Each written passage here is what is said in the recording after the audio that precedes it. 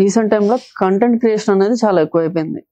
Like ఇన్‌స్టాగ్రామ్‌లో influencers అనేవాళ్ళు చాలా ఎక్కువైపోయారు. అండ్ ఇన్‌స్టాగ్రామ్ ఇన్‌ఫ్లుయెన్సర్‌గా స్టార్ట్ అయ్యి హీరోయిన్ అవుతున్న వాళ్ళు చాలా మందున్నారు. సో, ఇలాగ కంటెంట్ క్రియేటర్స్ అంత ఈజీగా హీరోయిన్స్ అయిపోతున్నప్పుడు do you feel any dissatisfaction కావచ్చు, లేకపోతే జెలస్ కావచ్చు, అలాంటివేమన్నా ఫీల్ అవుతూ ఉంటారా? నాకేంటంటే ఫిల్మ్స్ వరకు ఎవరైనా వచ్చారంటే they have some sort of skill.